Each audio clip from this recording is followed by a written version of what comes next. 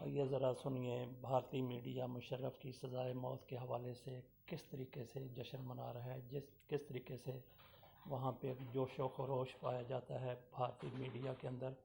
और भारतीय मीडिया अक्कासी करता है पूरे भारत के शिद्दत पसंद हलकों की, पाकिस्तान से दुश्मनी रखने वाले लोगों की। तो परवेज मुशर्रफ जब तक सत्ता में रहे तब तक हिंदुस्तान के खिलाफ सिर्फ और सिर्फ साजिश रचते रहे। ये वही परवेज मुशर्रफ हैं जिन्होंने कभी हिंदुस्तान को एक आंक नहीं भाई। पाकिस्तान के सबसे मशहूर जनरल को फांसी की सजा, फांसी के फंदे पर लटकाए जाएंगे परवेज मुशर्रफ। पाकिस्तान के पूर्व राष्ट्रपति को मिली मौत की सजा, दूसरों को फांसी पर लटकाने वाले तानाशाह जनरल को अब फांसी के फंदे पर झूलना होगा। जी हां, आज की सबसे बड़ी खबर पाकिस्तान से आई है।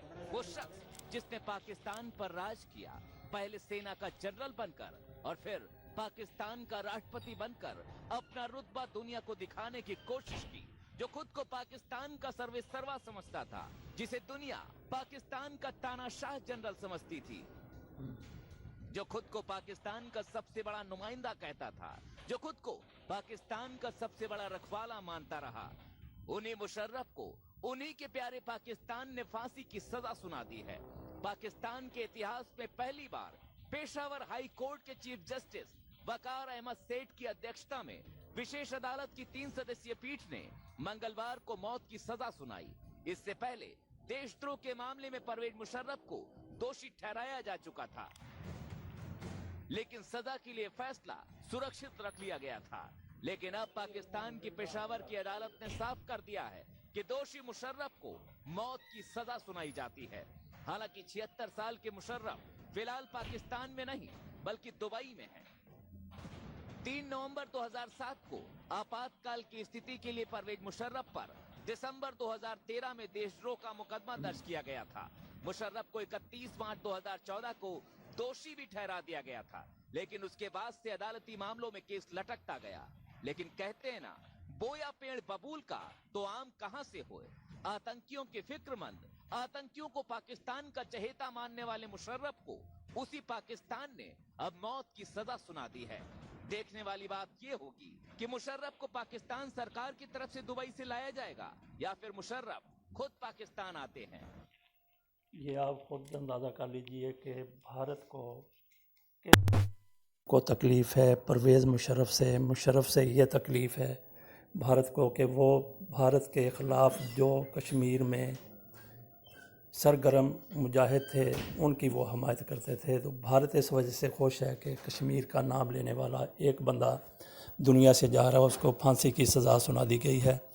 पाकिस्तान में भी इस पर कुछ लोगों की तरफ से जश्न मनाया जा रहा है। बहरहाल भारत की तरफ से भी ऐसी ही खुशी का इजहार किया गया है। तो इसमें ये देखना है कि ये फ़ैसला आइन के मुताबिक है, कानून के मुताबिक है या नहीं है। लेकिन अदालत की तरफ से ये फ़ैसला आया है, मुशर्रफ को आइन से गद्दारी का मुजरम करार दिया गया है और सज़ाए मौत सुनाई गई है 3 में से 2 जजों की तरफ से। लेकिन वो मुल्क के गद्दार कतन नहीं करार दिए गए। पाक फ़ौज की तरफ से भी इसीलिए इस फ़ैसले पर रद्द अमल का इजहार किया जा रहा है कि आप किस तरह एक मुहिब वतन जर्नल को गद्दार करार दे सकते हैं।